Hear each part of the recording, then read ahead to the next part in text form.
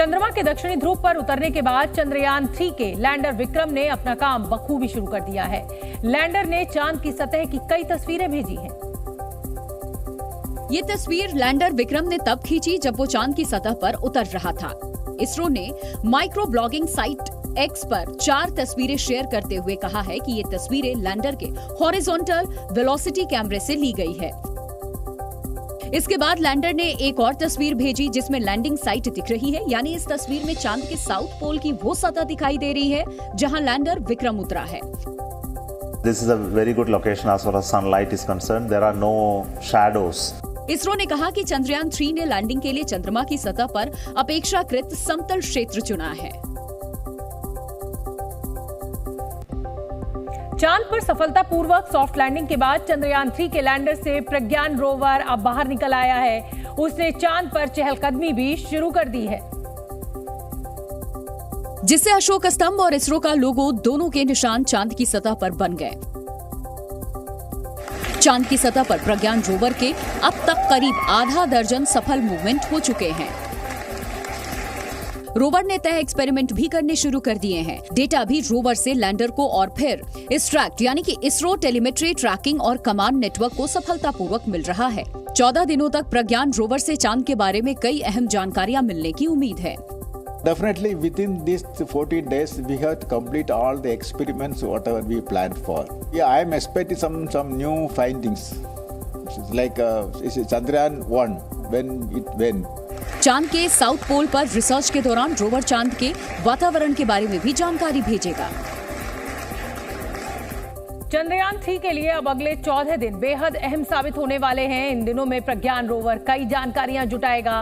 प्रज्ञान rover में camera, sensor और data recorder जैसे उपकरण लगे हुए हैं जो चंद्रमा की सतह के बारे में तमाम जानकारियां जुटाएगा।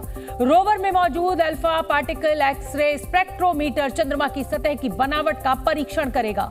लेजर स्पेक्ट्रोस्कोप की मदद से रोवर चांद की मिट्टी और पत्थर के टुकड़ों में मौजूद तत्वों का पता लगाएगा। साथ ही रोवर में लगे ऐसे उपकरण भी लगाए गए हैं जो चंद्रमा की सतह के तापमान और भूकंप संबंधी डेटा को एकत्रित करेंगे। प्रज्ञान रोवर चांद की सतह पर पानी की भी खोज करेगा। वो चंद्रमा की सतह की रासायनिक संरचना की भी जांच करेगा।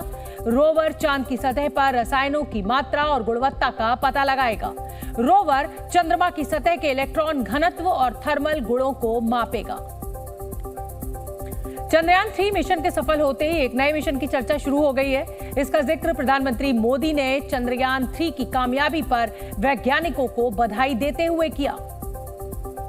उन्होंने जानकारी दी कि सूर्य का अध्ययन करने वाला मिशन जल्द लॉन्च होगा। भविष्य के लिए कई बड़े और महत्वाकांक्षी लक्ष्य तय किए।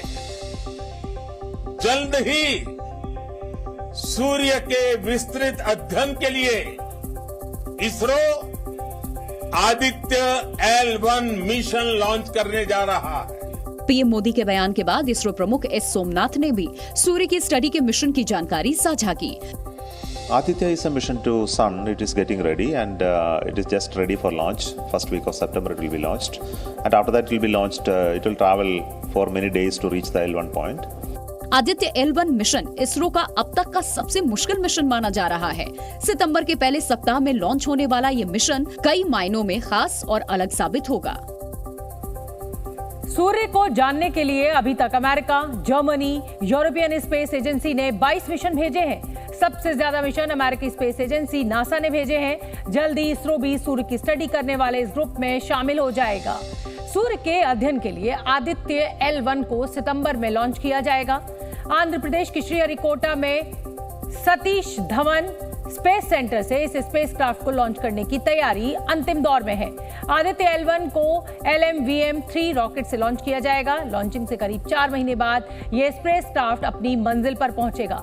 जहां पर आदित्य L1 तैनात होगा उसे लैग्रेंज पॉइंट कहते हैं। आदित्य L1 इसी लैग्रेंज पॉइंट से सूरज पर 24 घंटे नजर रखेगा। दरअसल L1 पॉइंट ऐसी जगह पर है जहां किसी ग्रहण का प्रभाव नहीं पड़ता और इसीलिए यहां से हर वक्त सूरज दिखेगा। लैग्रेंज पॉइंट धरती से 15 लाख किलोमीटर दूर है। सूरज की स्टडी के लिए आदित्य L1 में 7 अलग अलग उपकरण लगाए गए हैं। आदित्य L1 मिशन के जरिए इसरो सूरज की ताकत का पता लगाएगा। इस मिशन पर करीब 378 करोड़ रुपए के खर्च का अनुमान है।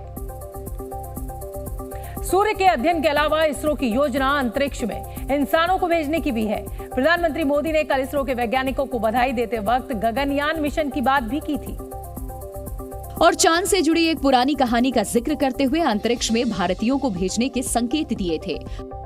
कभी कहा जाता था चंदा मामा बहुत दूर के हैं, चंदा मामा बहुत दूर के हैं। अब एक दिन वो भी आएगा जब बच्चे कहा करेंगे चंदा मामा बस एक टूर के हैं। प्रधानमंत्री ने इशारा किया और इसरो प्रमुख ने आज गगनयान मिशन से जुड़ी पूरी जानकारियां साझा की। उन्होंने कहा कि 2025 तक अंतरिक्ष में भारतीयों को भेजा जा सकता है। Gaganyaan is still in the work in progress, and we are doing a mission possibly by end of September or beginning of October for demonstrating the crew module and crew escape capability, and which will be followed by further missions of unmanned missions next year beginning, and many more test missions and ground test, hundreds of them, until we do the first manned mission possibly by 25. Gaganyaan 300 से 400 kilometre offer पृथ्वी के निचले orbit में जाएगा। करीब 10,000 करोड़ की लागत वाले इस मिशन का ऐलान पीएम मोदी ने 15 अगस्त 2018 को किया था। चंद्रयान 3 के चांद के साउथ पोल पर सफल लैंडिंग के बाद इसरो के हौसले बुलंद हैं और इसीलिए इसरो प्रमुख एस सोमनाथ ने आगे के मून मिशन पर एक बड़ा ऐलान कर दिया है। उन्होंने कहा कि इंसान की योजना चांद पर कॉलोनी बसाने की है, इसीलिए चंद्रयान 3 को साउथ पोल पर लैंड कराया गया। उन्होंने कहा कि पूरी दुनिया साउथ पोल के रहस्य को जानना चाहती है क्योंकि वहीं पर इंसानों की बस्ती बसाने की संभावना है। Science people who are scientists who are working on moon has really shown a lot of interest on the south pole because ultimately human beings wants to go and create colonies on the moon and then travel beyond. So the best place is something that we are looking for. So south pole has a potential to be that. ISRO प्रमुख ने कहा कि चंद्रयान 2 की गलतियों में सुधार किया गया, इसीलिए चंद्रयान 3 मिशन कामयाब रहा। इसरो की निगाह गगनयान और आदित्य L1 मिशन पर ही नहीं है, कई और बड़े प्रोजेक्ट्स पर भी ये भारतीय एजेंसी काम कर रही है।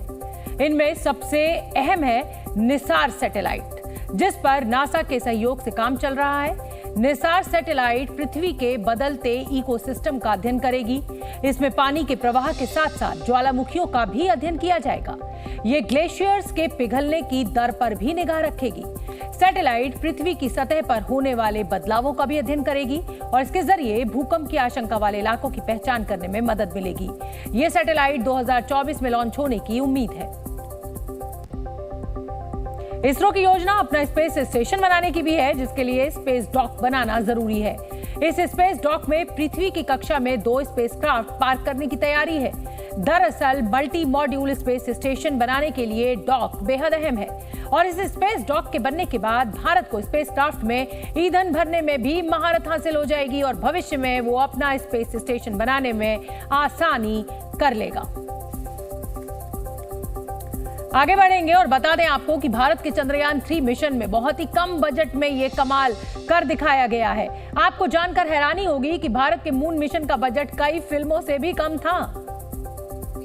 इसीलिए अब पूरी दुनिया भारत के चंद्रयान 3 मिशन को एक बड़ी कामयाबी मान रही है। चंद्रयान मिशन की लागत महज 615 करोड़ रुपए है, यानी सिर्फ 615 करोड़ खर्च कर चंद्रयान चांद के दक्षिणी ध्रुव पर उतर गया।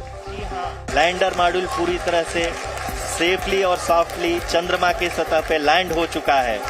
अगर आप चंद्रयान 3 के बजट की तुलना बॉलीवुड की फिल्मों से करेंगे तो आपको हैरानी होगी कि कैसे देश के वैज्ञानिकों ने कम बजट में बड़ी सफलता का परचम लहराया है।